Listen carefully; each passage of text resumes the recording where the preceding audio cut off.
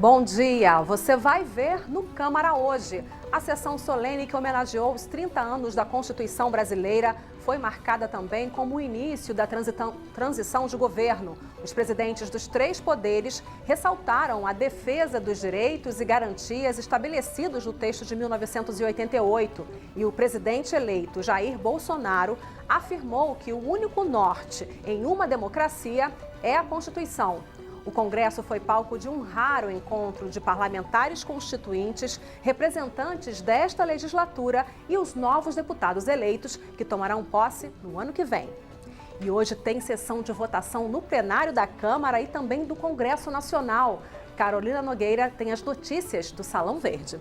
Às 11 horas da manhã tem uma reunião de líderes para definir as prioridades da sessão extraordinária da Câmara dos Deputados. E na sequência, deputados e senadores retomam a análise de vetos e projetos do Congresso Nacional. Os destaques das comissões com Mariana Pichitsky. Comissão de Ciência e Tecnologia discute crise nas universidades brasileiras. Deputados debatem a política nacional de redução de agrotóxicos no Brasil, que hoje é o segundo maior consumidor do mundo. A redução do uso de pesticidas vem se tornando uma exigência mundial. Hoje é quarta-feira, dia 7 de novembro. Agora em Brasília, 8 horas e 52 minutos. O Câmara hoje já está no ar.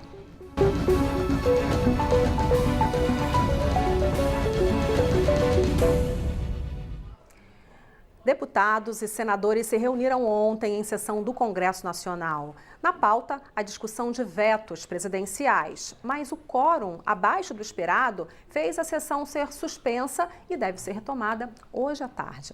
A repórter Dini Moraes acompanhou e tem os detalhes.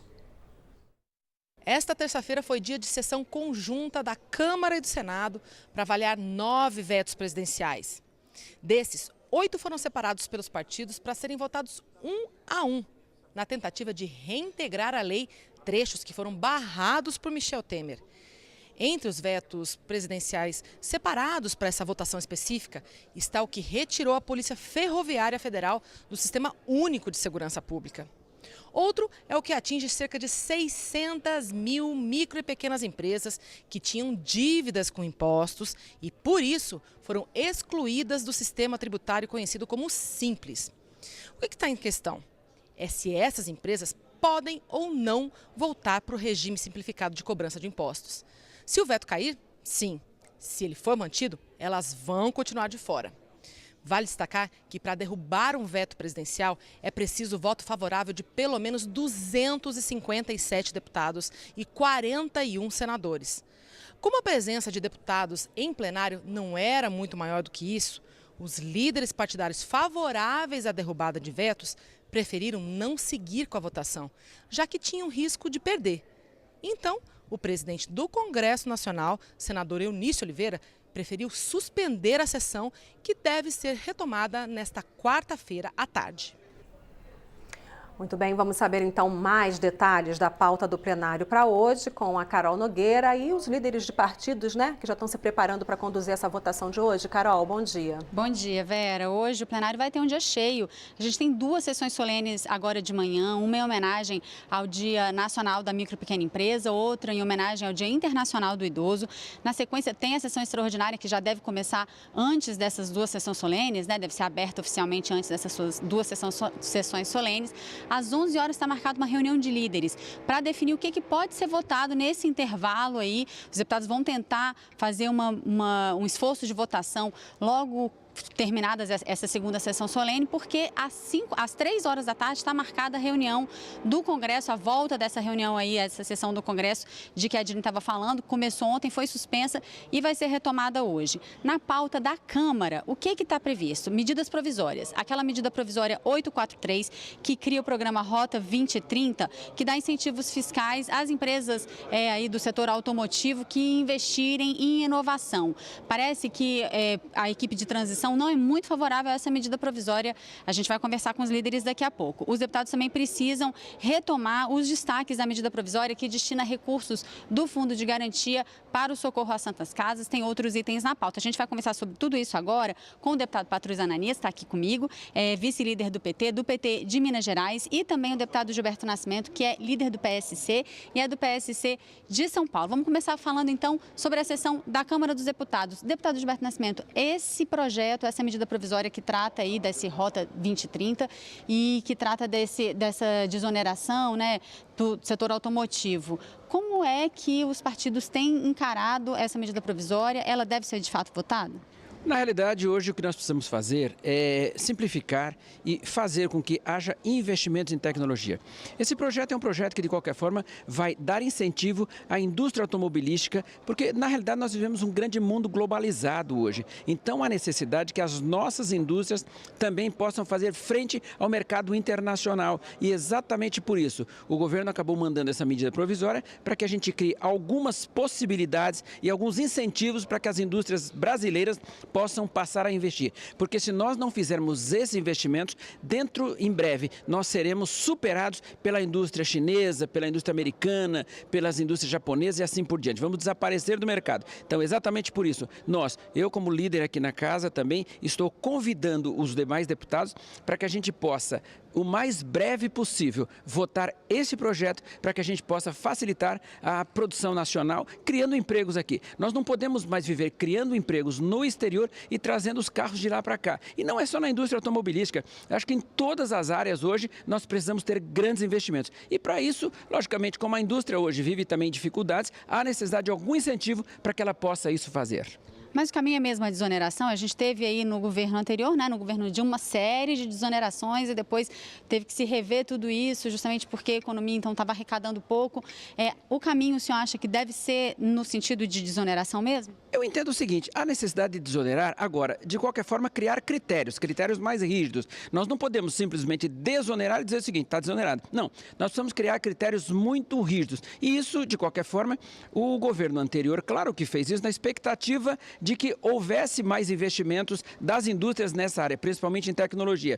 Mas se não houve tanto, isso serviu também como aprendizado para que no próximo momento a gente possa fiscalizar melhor isso. É claro que nós estamos falando hoje de uma Rota 2030, que é entre os anos 2020 e 2030. Portanto, temos tempo. Agora, volto a dizer, no passado houve um aprendizado e agora, de qualquer forma, nós vamos poder fiscalizar um pouco mais. E a indústria vai poder se adequar e a Câmara também vai poder. No projeto que nós estamos vendo aqui na Câmara, nós temos um projeto mais apurado para que as indústrias possam realmente investir em tecnologia, que, volto a dizer, é a única forma de nós estarmos nos comparando ao mundo e estarmos com produção de país de primeiro mundo.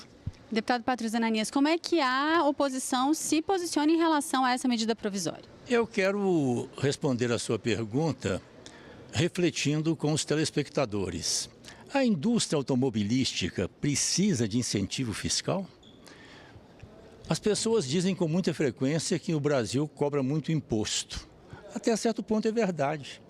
Mas quem paga imposto no Brasil mesmo, em primeiro lugar, a classe média assalariada, que tem o desconto na fonte. Depois os pobres, porque o Brasil adota o imposto regressivo e não o imposto progressivo. Então as pessoas, a classe média, os pobres, trabalhadoras, trabalhadores, pagam imposto pela comida e pelo acesso a bens e serviços básicos da vida. Agora eu pergunto e deixo essa reflexão, é razoável não cobrar impostos da indústria automobilística? Eu penso que nós no Brasil precisamos rever a nossa relação com o grande capital, com essas grandes indústrias. Elas são importantes sim para o Brasil, podem trazer novas tecnologias, podem gerar empregos, mas elas não vêm para o Brasil por questão de bondade, não, elas vêm aqui para ter lucros. E estão tendo muitos lucros no Brasil. Então eu penso que nós devemos sim pensar seriamente sobre esse assunto. Nós precisamos de dinheiro no Brasil. As políticas públicas custam dinheiro. Segurança pública para proteger a vida custa dinheiro.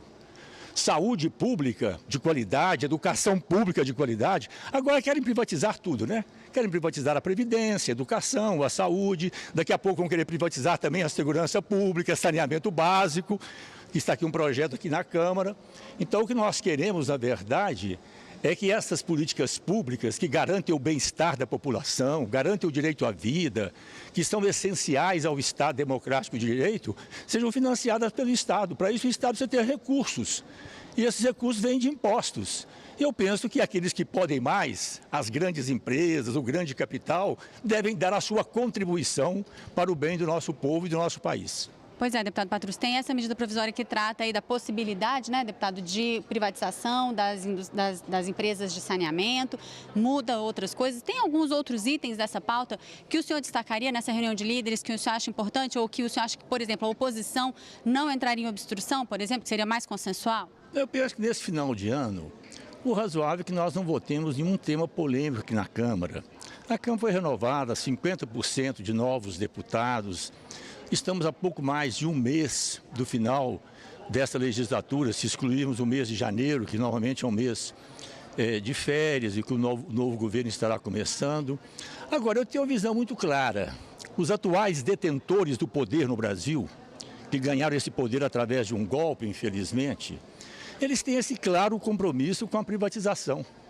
A emenda constitucional 95, que nós lutamos contra ela aqui na Câmara, quando foi a PEC, a proposta de emenda à Constituição 241, aponta claramente privatizar a educação, a saúde, mercantilizar, transformar a educação e saúde em matéria privada, de lucro, de ganhos, né? Ontem o jornal Valor Econômico, insuspeito, chamava atenção para um aspecto importante, mostrando claramente que a chamada reforma trabalhista, que foi feita com tanto estardalhaço para gerar empregos, não está gerando empregos. Apenas retirou direitos dos trabalhadores para aumentar o ganho, o lucro dos grandes setores privados. Então eu penso que nós temos que discutir, privatizar, por exemplo, o saneamento básico, transformar tudo isso. Quiseram privatizar também a Eletrobras, energia elétrica. Então nós precisamos discutir com seriedade no nosso país aquilo que é fundamental ao bem comum, ao interesse público, à vida das pessoas. E isso deve ser, a meu ver, mantido através de políticas públicas com a efetiva participação, fiscalização e controle da sociedade. Deputado Gilberto Nascimento, sua aposta ainda para esse tempo que falta nessa legislatura. Muito tem se falado sobre a possibilidade até de votar a reforma da Previdência até o final do ano. O senhor acha que isso é possível? Eu só queria voltar um pouquinho na pergunta anterior para dizer o seguinte. É claro que, como disse aqui o ministro Patrus Ananias, eu também eu tenho dificuldade hoje em imaginar que a gente tem que privatizar tudo. Não dá para privatizar tudo. Eu acho que tem algumas coisas que o Estado tem que cumprir e cumprir com determinação e com competência. Educação, saúde e segurança. As outras coisas, hoje, por exemplo, nós temos no Brasil, entre empresas públicas e fundações, 155, das quais 8 dão lucro, 147 dão prejuízo. É claro que o que dá prejuízo, nós precisamos rever. Não dá mais, por exemplo, as pessoas pagarem um imposto tão alto no Brasil para depois colocarem em empresas que são deficitárias e, eventualmente, até por má gestão. Aquelas que dão lucro, vamos ficar com elas. Aquelas que dão prejuízo, vamos tirar. Agora, basicamente, o que nós não podemos mexer é com educação, saúde e segurança. Isso é um dever do Estado e um direito do cidadão. Então, isso não se pode mexer. Voltando ainda um pouquinho quanto à indústria automobilística, eu também não sou a favor, por exemplo, que se dê menores impostos para que pessoas ganhem mais, não. O que nós temos que fazer é uma coisa em que nós temos que pactuar entre o lucro dessas empresas e aquilo que pode ser investido. E é claro que o governo tem que incentivar de alguma forma, até porque é isso que gera empregos, é isso que muda a nossa economia e é isso que faz o Brasil andar. Voltando à sua pergunta. Reforma da Previdência. Reforma da Previdência. Eu acho que o momento é muito difícil. Há um novo Congresso. Um Congresso que, de qualquer forma, foi eleito com outra visão. Muitos deputados aí eleitos pela internet, criticando tudo, agora estão vindo para casa. Eles também têm que ter a responsabilidade com a votação desta matéria. Nesta casa há uma renovação de quase 250, exatamente 247 deputados não voltaram. Agora, esses deputados que não voltaram, é claro que não tem mais hoje, não vão mais votar alguma coisa que possa ser polêmica, que eles serão questionados depois. Então, eu acho muito difícil uma reforma da Previdência neste momento. Há necessidade de muita articulação, a necessidade de, eventualmente, alguns pontos da reforma que está na casa serem também alterados e, logicamente, isso não dá mais tempo. Até porque, volto a dizer, nós temos até o dia 15 de dezembro para votar. E uma matéria polêmica em que nós temos que fazer 2 votações na Câmara e depois também 2 votações no Senado. Não vai ser possível votar nesta hora. Eu até gostaria de votar, não é? Eu não tenho dificuldade em votar alterando algumas coisas, porque nós temos que votar reformas. Agora, reformas para o Brasil voltar a crescer. O que não dá é para votar no afogadilho nessa hora, porque os novos estão chegando e daqui a um pouco há necessidade de que o novo governo também venha dizer o que é que vai mudar e quais são os pontos que eventualmente são divergentes nesta matéria que está na casa. Deputado Patrus, vamos falar um pouquinho da sessão do Congresso, que começou ontem, vai ser retomada hoje, tem aí 8 vetos presidenciais ainda para ser discutidos, muitos deles polêmicos. Vamos falar de um especificamente, daqui a pouquinho tem uma sessão solene em homenagem à micro e pequena empresa, e um dos vetos foi a um projeto que permitia o retorno aí de 600 mil empresas ao Super Simples, micro e pequenas empresas ao Super Simples, isso foi vetado pelo presidente Temer. Qual a opinião o senhor acha que esse veto pode ser derrubado? Em relação aos outros vetos, tem algum outro que o senhor destaca? Olha, eu penso que nós devemos ter, sim, uma política de atenção especial às micro, pequenas, médias empresas, empresas locais, regionais. É fundamental nós estimularmos no Brasil o empreendedorismo com uma nova mentalidade ambiental, social. Então nós temos esse compromisso com as micro, pequenas empresas, mas eu quero voltar a uma questão que me parece fundamental para refletir sempre com os telespectadores. Nós todos afirmamos o nosso compromisso com a educação, com a saúde, com a segurança pública, como políticas públicas. Mas foi aprovado aqui na Câmara dos Deputados, eu falei, quero reiterar, lembrar aos telespectadores, é importante que as pessoas tenham as informações, foi aprovada aqui a proposta de emenda à Constituição 241, que virou a emenda 95. A emenda constitucional 95, aprovada aqui no Congresso, contra o nosso voto, congela o Brasil por 20 anos. 20 anos sem investimentos em segurança pública, em educação, em saúde. 20 anos sem investimentos no desenvolvimento, em infraestrutura. Ao retirar o Estado os investimentos de educação, saúde e segurança pública, o que está ocorrendo na prática? Abrindo espaços para o setor privado se apropriar e ganhar dinheiro com estas áreas fundamentais. Então é fundamental nós termos atenção. Basicamente, com algumas exceções, aqui, infelizmente, no Congresso Nacional, nós estamos votando sempre projetos de lei contra o nosso voto, contra o voto do Partido dos Trabalhadores, do Campo Democrático Popular, da esquerda democrática, mas infelizmente têm sido aprovados aqui projetos que atendem aos interesses do grande capital. O capital financeiro, o sistema bancário internacional. Nós não estamos discutindo aqui efetivamente um projeto para o Brasil. O que é bom para o povo brasileiro, começando por aqueles que mais precisam, os pobres, as pessoas que têm fome e sede de justiça e buscam uma vida melhor. E para ter essa vida melhor é fundamental a ação, a presença do Estado democrático de direito através de políticas públicas efetivas. E a gente vai falar um pouquinho de um público também que precisa dessa atenção, os idosos. Hoje também tem uma sessão solene em homenagem ao Dia dos Idosos e a população idosa brasileira cresceu muito. Eu peguei até um dado, em 2015 o Brasil tinha 24 milhões de brasileiros com mais de 60 anos, em 2050 serão 64 milhões. O Brasil está preparado para isso, deputado? O senhor que foi um dos deputados a requerer essa sessão solene? Na realidade, o Brasil não está preparado para isso. É claro que nós vivíamos dizendo que o Brasil era um país jovem, jovem, jovem, e que daqui a um pouco o Brasil se tornou um país idoso, não é? Hoje já são 24 milhões de idosos. Daqui 9 anos, 35 milhões. Daqui em 2050, 64 milhões de idosos nesse país. Portanto, o que eu vejo, o país não está preparado para isso. Agora, o que nós precisamos fazer?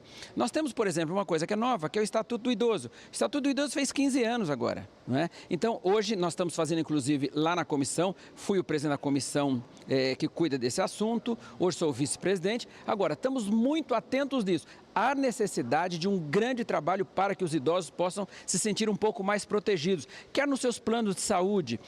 Imagine hoje, por exemplo, que existe um fato que é lamentável. As pessoas hoje, aos 60 anos, o que faz o plano de saúde dele? Ele altera o preço aos 58 anos, porque pela lei ele não pode alterar quando chega aos 60, que é na fase de entrar na terceira idade. Agora, quando chega aos 60 anos, se o plano de saúde, se a pessoa atrasar o seu plano de saúde 59 dias, ele simplesmente é cortado do plano de saúde. Consequentemente, ele perde seu plano de saúde. Às vezes, uma pessoa que pagou 30 anos o plano de saúde, quando chega aos 60, que é quando ele vai necessitar do plano de saúde, lamentavelmente ele já não tem mais esse plano. Essa é uma luta também nossa aqui na Câmara.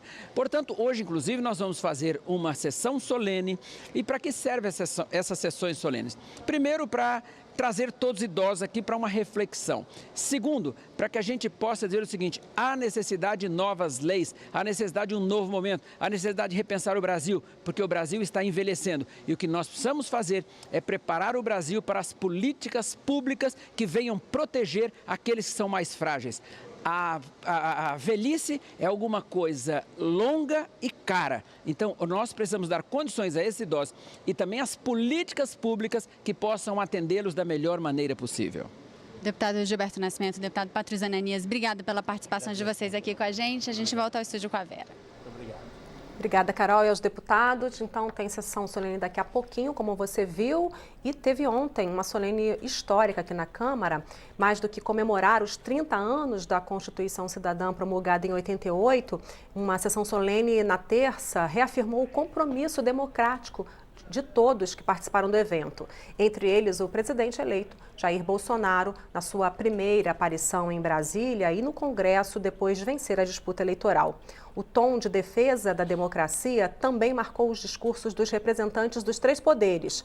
O presidente da Câmara, deputado Rodrigo Maia, reafirmou o compromisso de assegurar as conquistas democráticas promovidas pela Constituição. Ao abrir a sessão solene, o presidente do Congresso Nacional, senador Eunício Oliveira, destacou que a homenagem marca o início do processo de transição democrática do governo de Michel Temer para o do presidente eleito. Jair Bolsonaro integrou a mesa da Câmara na homenagem aos 30 anos da Constituição. Eunício ressaltou a importância da participação popular na Assembleia Nacional Constituinte. O povo brasileiro, ao cruzar as portas do Congresso Nacional, fez dele, de fato, e mais do que nunca, a casa do povo brasileiro. O presidente da Câmara, deputado Rodrigo Maia, lembrou que estava nas galerias em 88, acompanhando a promulgação da Constituição. Maia disse que tem orgulho de representar a Câmara neste momento histórico. Em um contexto de forte polarização política, houve quem pensasse que as pessoas se deixariam seduzir pela ideia fácil de que basta trocar de Constituição para resolver os problemas do nosso país. A sociedade brasileira, contudo, surpreendeu seus intérpretes mais desatentos e reafirmou que tem na Constituição de 88 a sua bússola. Um a um, os oradores fizeram questão de ressaltar os avanços da Constituição Cidadã. Para o presidente do Supremo Tribunal Federal, em 30 anos, houve o fortalecimento da democracia, mesmo diante de momentos de turbulência política. Investigações envolvendo a própria classe política e empresarial. Um impeachment de uma presidente da República, a cassação de um presidente da Câmara dos Deputados, condenação e prisão de um ex-presidente da República. No entanto, olho para tais eventos com otimismo e esperança, pois todos os impasses foram resolvidos pelas vias institucionais. O presidente Michel Temer foi deputado constituinte. Nós estamos aqui recordando a Constituição de 88, mas não recordando-a para esquecê-la, ao contrário, recordando-a para preservá-la e fazer com que daqui a 70 anos estejamos todos aqui comemorando o centenário da Constituição de 88. Deputado federal e presidente eleito Jair Bolsonaro voltou à Câmara depois de meses de campanha para participar da sessão solene. O presidente eleito afirmou que há apenas um norte para a democracia. Na topografia existe 3 nortes: o da quadrícula, o verdadeiro e o magnético. Mas na democracia só o norte, é o da nossa Constituição. A sessão solene reuniu deputados constituintes e jovens parlamentares. O clima foi de comemoração dos 30 anos da Carta Magna e de expectativa em relação ao novo governo e à nova legislatura, que terão início no próximo ano. A recepção das principais autoridades do país mobilizou um grande aparato de segurança e muitos jornalistas. Entre tantos figurinos destacados, o deputado Gonzaga Patriota, que participou da Assembleia Nacional Constituinte, vestiu o mesmo terno usado 30 anos atrás. Eu tirei um dinheirinho do bolso, comprei esse terno lá na casa José da Silva. E quando assinei a Constituição, cheguei em casa, eu peguei esse terno, guardei bem guardadinho. A gente guarda na memória e na história, não apenas minha, mas na memória e na história dos brasileiros. Parlamentares recém-eleitos também marcaram presença na sessão que comemorou os 30 anos da Constituição de 88. Esses homens fizeram história. Nós não podemos, independente de qualquer coisa, jogar essa história fora. É uma história real, né? Uma história que mudou diversas vezes os caminhos do Brasil. O clima hoje foi de comemoração pelo aniversário da chamada Constituição Cidadã. Os chefes dos 3 poderes presentes à solenidade lembraram que os princípios constitucionais devem ser respeitados. Num momento tão importante em que temos uma norma que dá segurança jurídica a todos, que faz a lei valer para todos, nada mais significativo de que estejamos reunidos aqui com o presidente eleito, com o presidente atual e todos os presidentes de poderes no país, numa relação harmônica para fazer cumprir a Constituição. Deputados reeleitos que vão atuar como base do governo ou oposição comentaram a declaração feita pelo presidente eleito Jair Bolsonaro, que a Constituição é o único norte para o país. A poeira baixou, o clima eleitoral passou e agora é preciso de muito equilíbrio e muita serenidade. É o que nós estamos vendo nessa sessão solene aqui do Congresso Nacional. Nós não vamos pacificar nada aqui dentro que seja o caminho da retirada de direitos. Então, defender a Constituição é algo fundamental nesse próximo período. A reforma da Previdência é um dos assuntos mais esperados e que foi comentado pelo presidente da Câmara. Não é uma questão simples, né? Depende de uma grande articulação. O governo está fazendo a transição, são muitos temas que o futuro governo precisa tratar. Então a gente precisa ter paciência agora. Da minha parte pessoal, eu inclusive já tinha dito da outra vez que eu cedo a presidência ao vice-presidente e voto a reforma da Previdência. Convidados de honra na festa de 30 anos, parlamentares que foram constituintes lembraram histórias da elaboração da Constituição. Falando ao Brasil, declaro promulgada o documento da liberdade, da dignidade, da democracia, da justiça social no Brasil. Que Deus nos ajude que isto se cumpra. 512 deputados e 82 senadores participaram da elaboração da Constituição de 1988. No aniversário da Carta, alguns desses personagens falaram dos momentos marcantes da mobilização que selou a redemocratização do país. Eu nunca vi na minha vida um movimento popular presente no Congresso como foi o debate em torno de cada capítulo da Constituição. Nós tínhamos milhares e milhares de pessoas diariamente aqui, quase 12 horas por dia, debatendo os interesses da sociedade brasileira. Não foi fácil, deu muito trabalho, realmente foi muito complexo, muita discussão. A sociedade brasileira participou intensamente e eu não tenho dúvida nenhuma que fizemos o melhor. O trabalho dava muito, porque o doutor Ulisses apertava a campanha, vamos votar, vamos votar, vamos votar. Eu cheguei a dormir aqui no gabinete. Não foi nenhuma nem duas vezes. As mulheres foram o grande tom de novidade naquela Constituinte, né? Nós éramos fotografadas em todos os cantos, porque pela primeira vez na história política do Brasil, nós conseguimos fazer 26 mulheres chegarem ao parlamento. 30 anos depois, os constituintes analisam a atualidade do texto constitucional. Uma das grandes preocupações que se tinha era exatamente com a possibilidade de volta do poder militar, de volta de um passado que todos nós queríamos fugir. E tivemos muito cuidado com isso.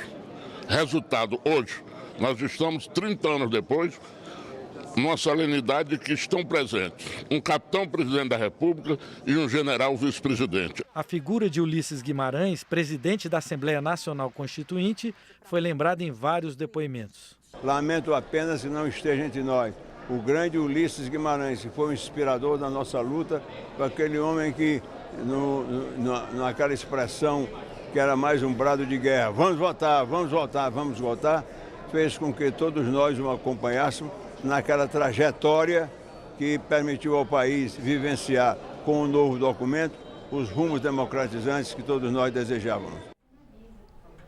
Olha, vamos fazer uma correção aí. Você viu no início da reportagem o número de deputados que participaram da Assembleia Nacional Constituinte. O número correto de deputados que participaram da Constituinte é 487 deputados. E olha, a vinda do novo presidente eleito à Câmara na sessão solene de ontem foi um dos compromissos de Jair Bolsonaro aqui em Brasília, nessa semana que oficialmente deu início à transição de governo. A equipe de Bolsonaro já trabalha para viabilizar suas propostas de campanha. Mudanças na área de educação estão entre as metas do novo governo.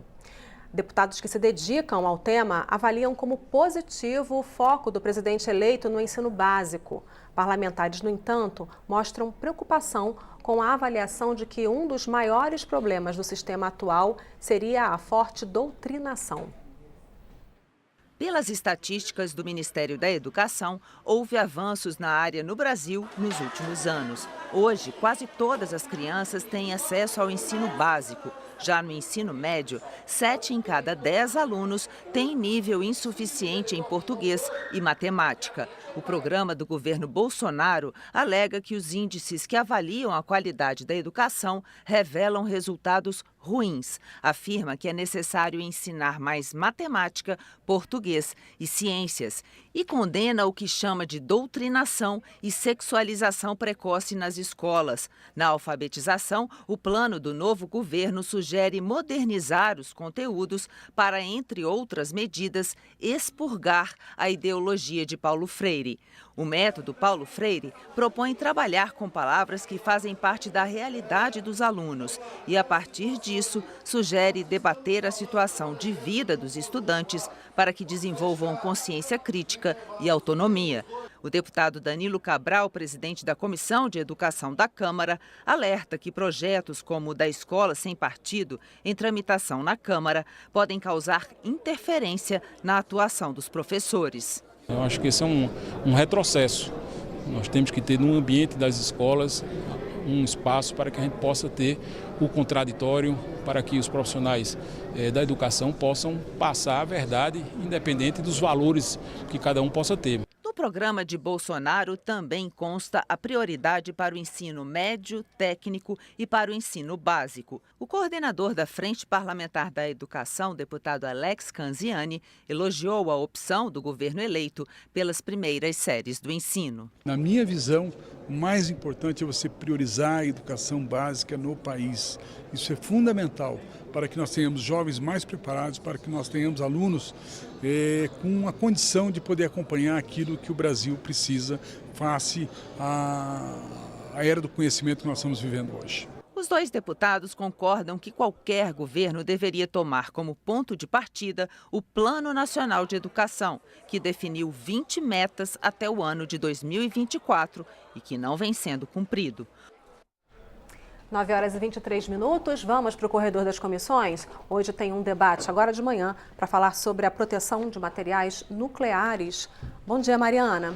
Bom dia, Vera. Bom dia a todos. Essa audiência pública começa daqui a pouco na Comissão de Relações Exteriores e Defesa Nacional aqui da Câmara. O deputado Arlindo Quinalha, do PT de São Paulo, pediu esse debate e vai explicar para a gente qual que é a preocupação dele com essa emenda à Convenção sobre Proteção Física do Material Nuclear. Deputado, bom dia. Bom dia. Não, primeiro, esse nome de proteção física de material nuclear, ele é originário desta convenção que foi aprovada em 1980 sob os auspícios da Agência Internacional de Energia Atômica. E um dos itens que foram modificados, porque em 1999, ou seja, 19 anos após, começou a se aventar a possibilidade e a necessidade de eventualmente alterar a própria convenção. Pois bem, e isso acabou sendo aprovado em 2005, em Viena. Um dos itens alterados foi exatamente o título desta convenção, porque além de convenção de proteção de material nuclear, se acrescentou também a proteção de instalações nucleares. Entre vários outros aspectos, eu quero lembrar que há 31 anos atrás, houve em Goiânia o acidente com o Césio 137. Ou seja, nós temos no Brasil, que sequer é uma potência nuclear, a experiência de que o radioisótopo, mesmo quando utilizado para tratamento, pode ter acidente, se não for bem guardado, bem protegido. Bom, a Convenção de 1980 ela foi assinada por 156 países. Agora nós temos cerca de 110 que assinaram a Convenção modificada. Pois bem, o que digamos, deu um empurrão, talvez decisivo, para esta ideia de se alterar a Convenção? Foram os atentados nos Estados Unidos em 2001. Por quê? Uma das grandes preocupações em âmbito mundial é que se o material nuclear ele vai parar em mãos criminosas, ainda que possa haver governos criminosos também, é claro, mas tipo alguém que queira praticar um atentado terrorista, é fácil imaginar que isso não pode ser permitido. Então, a ideia geral é que esta convenção ela dê conta, inclusive para impedir que nas relações internacionais um país ameace outro país quanto ao uso da energia nuclear, pelo óbvio. Isso é um assunto pendente, é antigo e não resolvido. Ainda mais quando China e Estados Unidos estão de novo agora. A China é um outro país também investindo muito em armamentos de defesa, em princípio. Pois bem, também se protege e se regulamenta, se proíbe o transporte de material nuclear de maneira não convencional, ou seja, tem que ter regras. Bom, como qualquer um pode perceber, esse é um assunto bastante complexo. Eu sou relator desse acordo porque o Brasil assinou a convenção inicial em meados da década de 80, 85 provavelmente, e agora, em 2016, o governo enviou ao Congresso a proposta do Brasil aderir a esta nova convenção, ou seja, a convenção modificada. Meu parecer é favorável. Agora, para além de submeter ao plenário da comissão, eu achei adequado ouvir Ministério das Relações Exteriores, Forças Armadas, onde tem, inclusive, digamos, acesso e controles de material nuclear. Nós estamos chamando também fiscais no que diz respeito ao controle, né, do material nuclear. Exatamente para a gente ouvir destes que têm responsabilidade ou de Estado ou da sociedade civil, para que a gente ouça deles a sua opinião sobre esta convenção modificada. Eu repito, eu dei o parecer favorável, estou seguro daquilo que fizemos e, portanto, a nossa intenção é fazer esse debate e, através, inclusive, da TV Câmara, se for transmitido, a sociedade brasileira vai ter acesso a esse tipo de assunto. Deputado, e como é que está esse tratamento no Brasil hoje? Bem, eu vou levantar aqui a dúvida que eu acho que está por trás da sua pergunta. Há risco de um novo acidente como ocorreu em Goiânia há 31 anos atrás acontecer no Brasil? poucas pessoas saberiam responder com segurança. Bom, isso implica, portanto, digamos que é parte da nossa intenção, né, de que nessa audiência pública as pessoas digam, arrisco ou não arrisco.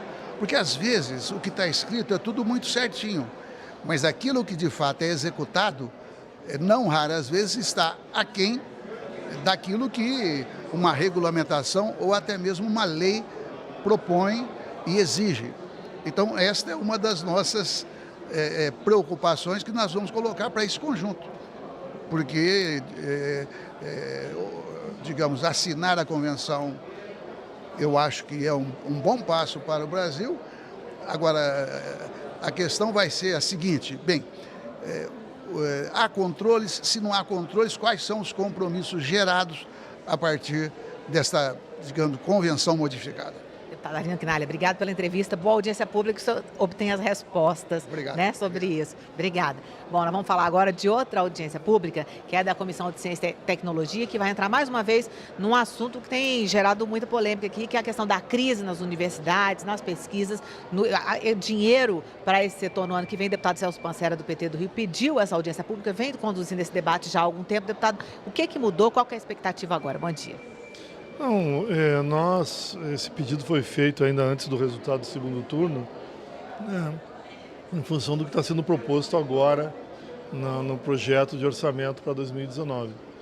Acho que com a eleição, com o novo presidente definido, nós passamos a ter na expectativa de que o governo quer, ou ao menos a área quem vai assumir a área econômica, o novo governo encerrar, o dizem, acabar com o déficit público da União no primeiro ano ainda de governo, 2019, a gente teme o que significa isso, ou seja, aquilo que está ruim pode ficar bastante pior.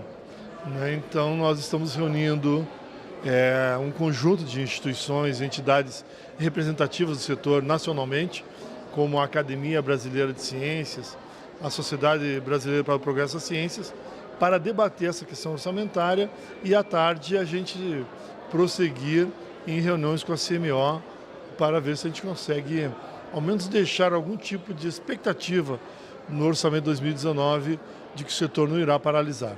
A situação é quase essa mesmo, deputado, pelo que na Câmara as audiências têm apontado, é quase de paralisia, não é? Na semana passada fizemos uma audiência para conversar sobre especificamente a questão do Museu Nacional, que é consequência, uma consequência dramática, vamos dizer assim, dessa falta de verbas, que tivemos um incêndio lá que queimou um acervo de 200 anos, virou pó. E nós não queremos que o setor de ciência e o conjunto de institutos e fundações vinculadas ao Ministério chegue nesse ponto, porque os 3 últimos anos foram cruéis para o setor. Esse ano, os recursos acabaram em setembro, Aí o Ministério vem todo mês colocando um pouquinho mais de recurso, de crédito para manter, para não fechar totalmente. Mas como o setor precisa de investimentos de médio e longo prazo, porque pesquisa você não resolve no espaço de meses, sim de anos, nós precisamos de ter segurança de que nós continuaremos as linhas de pesquisa. E o nosso medo é exatamente isso. A gente começar a perder capacidade de funcionar os laboratórios, comprar o material de pesquisa, pagar as bolsas e uma coisa que é muito importante para o setor, que são os convênios internacionais, que é a troca de informações com laboratórios de todo mundo, pesquisadores de todo mundo. Isso tem um custo e isso, quando a gente perde um convênio desses, para retomar demora diversos anos. Deputado, agora é novembro, discussão do orçamento aqui na Câmara. O senhor citou, a Comissão de Orçamento vai se reunir hoje à tarde para tentar dinheiro para o setor. Já tem negociado? Qual que é a chance de viabilizar um dinheiro mínimo para o setor de ciência e tecnologia e pesquisa ano que vem? Não, nós temos uma reunião com a senadora Ana Amélia, hoje à tarde, que é a relatora do orçamento, e a gente vai conversar com ela, ver se consegue melhorar um pouco. Há uma margem ali no orçamento contingenciável que se nós conseguirmos retirar essa margem, significaria mais 1 bilhão e 300, 1 bilhão e 400 milhões de reais no orçamento do setor. Isso daria um fôlego para a gente iniciar o ano pensando, bom, o que está contratado, o que tem de projetos em andamento, nós conseguiremos levar até o final do ano. Não teremos novos projetos, mas aquilo que está funcionando a gente consegue levar até o final de 2019. Deputado Celso Pancera, obrigado pela entrevista, boa audiência pública. Vamos voltar com a Vera. Obrigada, Mariana. E você viu aí o deputado Pancera falando sobre uma comissão que debateu a situação do Museu Nacional. Então, foi a Comissão de Educação que realizou uma audiência pública para comemorar os 200 anos de existência do museu. O encontro tinha sido marcado antes de a instituição ter sido consumida por um incêndio em setembro passado. O reitor da universidade, que é responsável pela gestão do museu, falou das etapas de reconstrução e afirmou que a instituição vem sofrendo com a falta de verbas. Emendas de deputados ao orçamento da União vão ser direcionadas para a reconstrução do prédio. Representantes do Museu Nacional, que foi consumido por um incêndio em setembro passado, discutiram com deputados os problemas enfrentados e as perspectivas para o futuro da instituição. A bancada do Rio de Janeiro assumiu o compromisso de ajudar na reconstrução do museu, destinando emendas individuais para o orçamento da União. A Universidade Federal do Rio de Janeiro, gestora do museu, possui 11 prédios tombados, mas a sua manutenção não é prevista no orçamento. A instituição sempre buscou recursos externos para o próprio custeio. Em 2014, o nosso orçamento de investimento era de 52 milhões. Este ano nós estamos com 8. O Ministério da Educação se comprometeu a apoiar as ações emergenciais, como o escoramento do prédio com 9 milhões de reais até fevereiro de 2019. Mas para a reconstrução estrutural ainda faltam recursos. A ideia é captar pelo menos 56 milhões de reais entre 2019 e 2021 para a restauração do Palácio Sede, que abrigava exposições e coleções científicas. A instituição vive. As pessoas estão trabalhando, elas estão empenhadas e imbuídas da sua responsabilidade de trazer o Museu Nacional de volta para a sociedade brasileira. Mas a gente não consegue fazer isso sozinho. Tem que ter uma previsão orçamentária. O museu tem que ser tratado como parte da produção de conhecimento e transmissão de conhecimento no Brasil, como parte do sistema de pesquisa, de ciência, de tecnologia, mas também parte do sistema de educação brasileiro. 9h37. Nesse momento tem início os trabalhos no plenário Ulisses Guimarães. Você que nos acompanha pela internet, continue assistindo ao vivo a esta edição do Câmara Hoje pelo canal oficial da Câmara dos Deputados no YouTube. E você que nos vê pela TV Câmara, fica a partir de agora com a transmissão da sessão solene em homenagem ao Dia do Idoso. Olha, a comissão especial que analisa a proposta de criação da Política Nacional de Redução de Agrotóxicos, a PNARA, realizou um seminário aqui na Câmara para debater o tema. A Câmara analisa uma proposta que cria incentivos para uma produção mais sustentável. Para o relator da proposta, se aprovada, a mudança na lei pode fazer o país alcançar um novo modelo de produção agrícola nas próximas décadas. O seminário fala sobre a importância de uma política nacional de redução de agrotóxicos no Brasil, que é hoje o segundo maior consumidor do mundo, ficando atrás apenas da China. O objetivo é repensar a agricultura para, no médio e longo prazo, reduzir o uso do produto. Redução essa que vem sendo uma exigência mundial, além de incentivar formas sustentáveis de produção. Os participantes do seminário defendem comida orgânica, com menos uso de produtos que são considerados nocivos ao meio ambiente e à saúde das pessoas. O representante das Nações Unidas para a Agricultura e a Alimentação diz que esse é o caminho para garantir a subsistência das gerações futuras, pois os agrotóxicos podem prejudicar a biodiversidade do solo e a produção dos alimentos. Os agrotóxicos eles têm um impacto muito grande no meio ambiente, quando mal utilizados ou de forma não regulamentar. Não é? Eles diminuem a biodiversidade, eles contaminam a pessoa que usa e eles contaminam também aqueles que consomem. Então é importante muito, e a FAO trabalha muito, junto com outros organismos das Nações Unidas, para regularizar o uso de agrotóxicos do mundo, conscientizar os países e conscientizar as pessoas do uso sustentável e um uso equilibrado dos agrotóxicos. A comida na mesa do brasileiro, ela tem muito veneno e ela pode ter ainda mais veneno se o pacote do veneno for aprovado. O que a gente está tentando fazer aqui hoje é mostrar que existe um outro caminho, que é a Política Nacional de Redução de Agrotóxicos.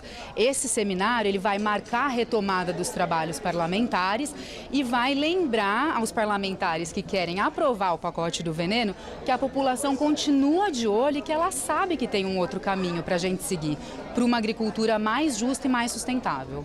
O relator da Comissão Especial da Câmara sobre a Política de Redução de Agrotóxicos acredita que com a aprovação da proposta que cria incentivos, dentro de 20 a 30 anos, o Brasil vai alcançar um novo modelo de produção agrícola. Vários países já estão tomando medidas de proibir o uso de agrotóxicos na agricultura deles. Tem países que já estão no caminho de proibir a importação de alimentos que sejam produzidos com base em agroquímicos, em agrotóxico. Então, eles não são loucos, né? Então, eles estão já dando um sinal de qual caminho que a gente deve seguir.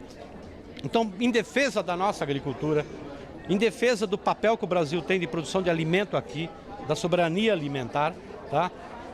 E do papel que a agricultura tem de produção de alimento, não só para o povo brasileiro, para outros, tá? Nós precisamos repensar a agricultura dentro de uma perspectiva de produção agroecológica. Quando a praga agrícola se espalha ou a doença ameaça o rebanho, o agricultor pode ser obrigado a sacrificar tudo, até a própria renda. Um projeto analisado por deputados garante indenização para recuperar o prejuízo. O Brasil ocupa as primeiras posições no ranking dos países produtores de alimentos de origem vegetal e animal. E também na produção de combustíveis de biomassa. Mas, para garantir essa condição, o país adota várias ações de proteção contra doenças e pragas que possam afetar a produção e a saúde das pessoas. O Brasil já teve, por exemplo, ações contra a febre aftosa e hoje é livre da doença. E é preciso ficar atento também aos riscos que vêm de fora do país. Pode ser que um trânsito, um comércio de uma determinada mercadoria possa trazer escondido nele, né, um perigo, né, uma praga vinda de outro país. E para isso nós elencamos 20 pragas de maior preocupação, exóticas, né, pragas quarentenárias, ou seja, que não existem no Brasil, de maior preocupação para o Ministério da Agricultura. Estamos fazendo planos de contingência para essas pragas. Algumas ações para conter pragas ou doenças exigem a destruição de lavouras inteiras ou sacrifício de animais. Por isso, um projeto de lei já aprovado em 2 comissões da Câmara determina que os produtores sejam indenizados nesses casos. O objetivo é aumentar a segurança sanitária sem deixar o produtor no prejuízo. Para prevenir um mal maior para o país, muitas das vezes você tem que sacrificar o rebanho numa fazenda, nas fazendas vizinhas, se houver qualquer indício. Mas aí é preciso também preocupar com aquele produtor rural. Foi essa a nossa preocupação para defender também o produtor rural. A Comissão de Defesa dos Direitos da Mulher aprovou regras para evitar discriminação no Serviço Público Federal. A proposta agora será analisada pela Comissão de Constituição e Justiça. Vamos ver na reportagem de Kellen Barreto. Uma proposta aprovada pela Comissão de Defesa dos Direitos da Mulher busca combater o preconceito de gênero, orientação sexual, raça e etnia no Serviço Público Federal.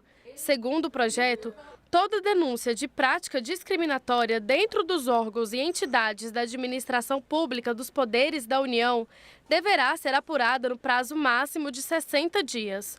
O agente público que praticar o ato discriminatório vai responder civil, penal e administrativamente, respeitado o direito de defesa. Ele vai necessariamente se denunciar caso esteja sendo, de alguma maneira, tenha perdido as suas garantias individuais e, portanto, especialmente as mulheres, não têm os mesmos salários, os mesmos serviços que os homens, como é comum, infelizmente, ainda na sociedade brasileira. A proposta também conta com ações preventivas. Órgãos do governo deverão desenvolver políticas para promover a igualdade de oportunidades e de tratamento aos agentes públicos, com o objetivo de evitar práticas de discriminação no ambiente de trabalho. Essa é a necessidade de esclarecimento, e isso é um dever do Estado, esclarecer aos seus administradores e seus servidores públicos o que é, como perceber, como combater, como reagir e como punir. É importante que se haja um combate efetivo através tanto de fiscalização, que é o que o projeto prevê, e também com conscientização, através de seminários, palestras, para que a gente vá caminhando nesse avanço civilizatório para uma igualdade realmente, uma igualdade efetiva dentro do país e dentro dos ambientes corporativos, tanto no ambiente público quanto no ambiente privado. Uma enfermidade social que precisa ser combatida, o suicídio. Um projeto aprovado em comissão da Câmara busca prevenir os casos e valorizar a vida. O projeto de lei aprovado pela Comissão de Seguridade Social e Família da Câmara cria a Política Nacional de Prevenção do Suicídio e de Valorização da Vida. E estabelece também que a semana do dia 10 de setembro será dedicada à reflexão e à promoção de campanhas de prevenção. 10 de setembro é o Dia Mundial de Prevenção ao Suicídio e o Setembro Amarelo é o mês dedicado ao tema. Existe o Dia Mundial de Proteção ao Suicídio, que é dia 10 de setembro. Então nós consideramos no projeto que a semana do dia 10 toda será uma semana dedicada à proteção contra o suicídio e à valorização da vida. Nós sabemos que o suicídio é um problema físico, pessoal e também social. Muitas vezes um suicídio destrói uma família. No Brasil, a gente tem um suicídio a cada 45 minutos. Então, e no mundo, chega a um suicídio a cada 40 segundos. Então, enquanto a gente está conversando aqui, uma pessoa está se matando em algum lugar do mundo. O projeto aprovado conceitua o suicídio como um mal social que deve ser combatido pelas 3 esferas do poder público. Estabelece ainda que o Estado deve manter um banco de dados com informações sobre o número de mortes e de tentativas de suicídio. A política prevê também a criação de canais de atendimento, inclusive por telefone, a pessoas com impulsos suicidas. As pessoas evitam, inclusive, falar a palavra como se não falar fosse reduzir ou eliminar o sofrimento psíquico que as pessoas sentem. E a gente sempre alerta que é preciso sim falar, é preciso atentar, porque à medida que você fala, você se sente melhor. O suicídio nada mais é do que um sinal de comunicação. A pessoa está comunicando que naquele momento a dor dela é tão insuportável que ela não consegue viver. Não que ela não queira viver. O que ela está falando é que naquele momento ela não consegue conviver com aquela dor que ela está passando. A legislação brasileira prevê que a comunidade escolar deve assegurar a inclusão da pessoa com deficiência no acesso à educação de qualidade. Apesar disso, as escolas particulares ainda resistem em atender crianças que têm diferentes processos de aprendizagem. Para mudar isso, uma comissão da Câmara aprovou um projeto oferecendo incentivos fiscais às instituições que prestarem esse atendimento. Para garantir o acesso à educação para a pessoa com deficiência, a lei prevê que as escolas devem oferecer acessibilidade e atendimento pedagógico especializado, mas nem sempre esse direito é garantido. Não existe almoço de graça. A maneira de você atrair as escolas, as instituições privadas para que possam oferecer bolsas de estudo para as pessoas com deficiência é arranjar uma maneira que elas possam ter algum tipo de benefício. O projeto aprovado na Comissão de Direitos da Pessoa com Deficiência prevê incentivos fiscais para escolas privadas oferecerem bolsas de estudo para alunos deficientes em idade escolar obrigatória. O valor total das bolsas poderá ser deduzido da base de cálculo do imposto de renda devido pela empresa, até o limite de 5% de seu faturamento bruto. Se o próprio Estado reconhece que uma pessoa com deficiência na rede pública deve receber o dobro da destinação orçamentária, é justo que a escola particular também tenha isso. As escolas particulares podem chegar onde às vezes o Estado não está. E isso pode dar oportunidades para uma pessoa com deficiência que more perto de uma escola particular e que não tem acesso à escola pública, que venha estudar na escola particular, ou que possa fazer essa opção. Apesar de reconhecer o mérito da iniciativa, representantes de entidades têm dúvidas sobre a eficácia da proposta. Aí eu já não sei se a melhor coisa é você dar bolsas para as crianças com deficiência. Talvez seja melhor um incentivo fiscal que priorize o desenvolvimento de projetos, contratação de consultorias que ajudem a implementar a inclusão numa escola que esteja com essa dificuldade, que ajude a fazer uma sensibilização do que é inclusão, por que é bom essas crianças estarem na escola, como trabalhar com a diferença. Hora do resumo aí das últimas informações desta manhã. Mariana Pichitsky. Vera, aqui no corredor das comissões já começa a aumentar o movimento. Várias comissões da Câmara têm reunião agora de manhã, nessa quarta-feira, para a votação de projetos e também tem algumas audiências públicas previstas, algumas que a gente já mencionou antes em entrevistas com deputados e também outras, nós vamos falar agora rapidamente. A Comissão de Agricultura, por exemplo, vai discutir o crédito fundiário, um assunto importante, dinheiro para a agricultura, uma atividade de risco. Essa é a discussão daqui a pouquinho na Comissão de Agricultura, crédito para agricultura e pecuária também. A Comissão de Desenvolvimento Urbano vai fazer uma audiência pública para discutir um projeto que institui a Política Nacional de Resíduos Sólidos, dá outras providências, para estabelecer regras específicas com a finalidade de acabar com o desperdício de alimentos. Já a comissão especial que analisa a proposta de emenda à Constituição do Foro Especial, que é conhecido como Foro Privilegiado, uma proposta que pretende restringir bastante o foro privilegiado a apenas autoridades máximas do país, presidente da República e vice-presidente da Câmara e do Senado e o presidente do Supremo Tribunal Federal, faz uma audiência pública mais tarde para discutir mais uma vez essa audiência, essa proposta de emenda à Constituição para restringir, então, o foro privilegiado. Esses são alguns dos destaques desta manhã aqui no corredor das comissões, Vera. Obrigada, bom dia, Mariana.